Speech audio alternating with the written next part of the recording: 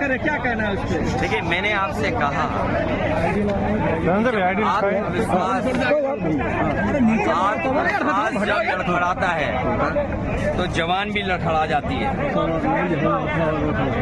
जब आत्मविश्वास लड़खड़ाता है तो जवान भी लड़खड़ा जाती है, और कहीं न कहीं उनके कॉन्फिडेंस में कमी आ रही है, और उसका परिणाम ये है कि इस तरह की भाषा इस्तेमाल हो रही है। उन्हें पता है, बीजेपी के लोगों को, कि जनता इस बार उन्हें हटाने जा रही है। 7वें चरण में देखा करते हर मौके पर मैंने कहा कि जनता का गुस्सा 7वें आसमान पर होगा। जो 6वें चरण में वोट पड़ा है, जो बौछार हुई है वोटों, 7वें में इन्हें 7 समुंदर पार जनता भेज देगी भारतीय जनता पार्टी के लोग। इनकी हर बात झूठी, वादे झूठे निकले, न किसान की आय बढ़ी, न नौजवानों को नौकरी रोजगार मिला, और अन्याय की सब सीमा लांग गई। जब आप उद्योगपतियों का कर्ज माफ कर सकते हो तो गरीबों का, किसानों का कर्ज माफ क्यों नहीं कर रहे? सूदखोर की वजह से घटनाएं बलिया में हुई, गाजीपुर में सुनने में समय समय पे जगह जगह से आती है। सरकार ने क्या रास्ता निकाला है जिससे गरीबों को बचाया जा सके, या गरीब को कभी जरूरत पड़े तो उसके लिए कोई इंतजाम इस तरह का हो जहां से वो सस्ते दर पर पैसा ले सके। सर, कन्नौज के ही बीजेपी सांसद सुबोध पाठक ने कहा है कि जीते जी हम मुसलमानों को आरक्षण लागू नहीं होने देंगे, जरूरत पड़ी तो सरकार भी बर्खास्त कर देंगे। जी देखिए, ये तमाम वो लोग हैं जो हारने जा रहे हैं, और जब देश के प्रधानमंत्री जी की और उत्तर प्रदेश के इतने बड़े प्रदेश के मुख्यमंत्री की भाषा क्या है, अपना विकास नहीं बता रहे हैं।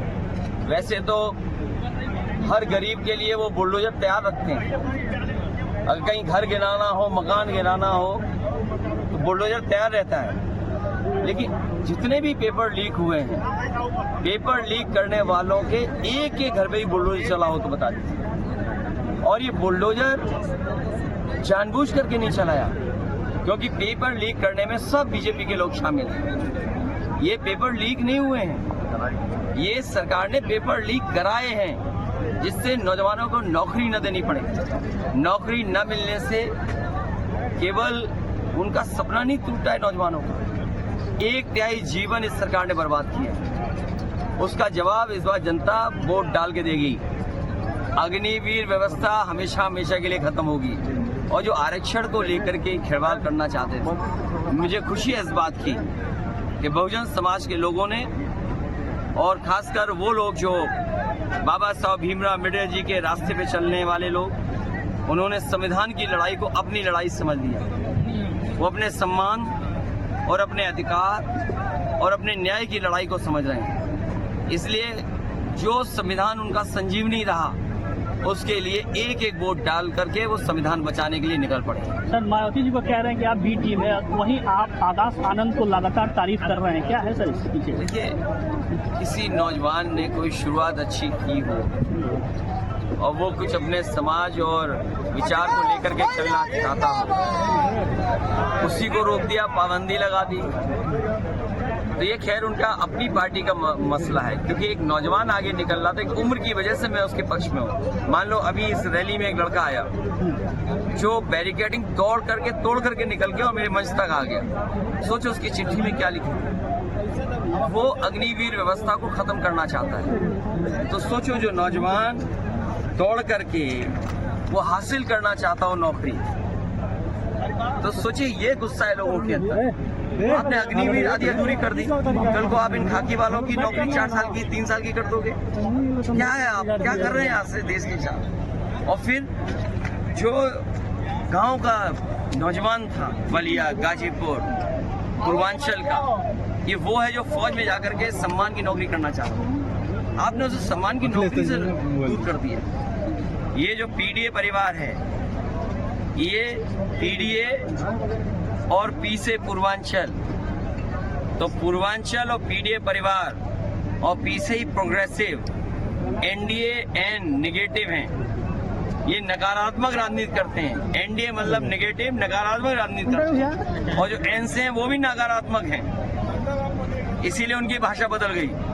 पी प्रोग्रेसिव हैं पीडीए परिवार सबको साथ लेकर चलने वाले लोग हैं। सर आजमगढ़ में अपर्णा यादव भी प्रचार करने उतरी है, इसको कैसे देखते हैं? कोई बात नहीं, ये कोई बड़ा मुद्दा नहीं है। जी सर। बड़ा मुद्दा ये है कि बलिया आते आते डबल इंजन के इंजनों का धुआं क्यों निकल जाता है। सर अपर्णा यादव का जो प्रचार है सर अपर्णा यादव का जो प्रचार है कोई यादव पर कोई असर पड़ेगा यादव वोटरों पर आजमगढ़ में? सर अपर्णा यादव का ये लड़ाई संविधान बचाने की है।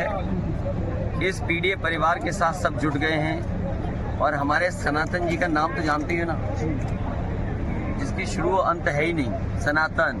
और इन्होंने तो पहले दिन ही चुनाव जीत लिया, उससे बेहतर और कौन चुनाव जीत सकता था। पिछली बार तो रह गए थे, लेकिन इस बार रहने वाले नहीं हैं, इस बार लोकसभा में जाने वाले हैं। सर बीएचयू बलात्कारियों को बचाया जा रहा है, क्या कहना था? बीएचयू बलात्कारियों को बचाया जा रहा है। उनकी तस्वीर मुख्यमंत्री के साथ है जी सर, तस्वीर बीजेपी वालों के साथ है।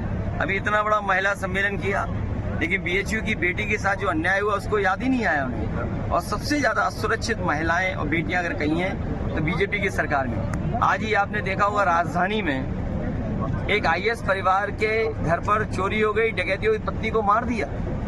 ये कानून व्यवस्था है, सोचिए। एक आईएएस की पत्नी की हत्या हो जाए उसके घर में, और क्या कह रही है? Law and order. इन्होंने लॉ एंड ऑर्डर अलग अलग कर दिया। ये लॉ एंड ऑर्डर केवल धर्म के आधार पे देखते हैं, अपने वोट के आधार पे देखते हैं। इससे ज्यादा अन्याय और इससे ज्यादा संविधान की धज्जियां कभी नहीं उड़ी होंगी जो भारतीय जनता पार्टी की सरकार बनी। सर चुनाव के दौरान नौकरी मिलेगी। सर चुनाव के दौरान टर्नआउट और हो, ज्यादा हो। मुझे खुशी है कि बड़े पैमाने पर लोग निकल रहे हैं और सरकार के खिलाफ मतदान कर रहे हैं। सर चुनाव के दौरान पश्चिम बंगाल में लगातार हिंसा हो रही है जो पुरानी कश्मीर की याद दिला रही है, इसको कैसे देख रहे सर? क्या बोल रहे हो आप? किस दुनिया में चले जाते हो? जी पता नहीं कहाँ चले गए। जी मैं आपसे कह रहा हूँ, प्रधानमंत्री जी का कॉन्फिडेंस लड़खड़ा गया है और हमारे मुख्यमंत्री जी ने योगा करते करते कैसे डगमगा रहे थे, याद है?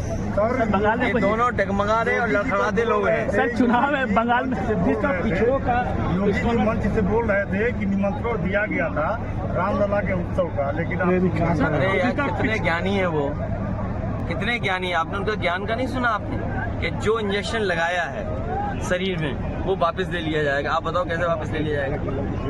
कितना तो ज्ञान है उनके पास।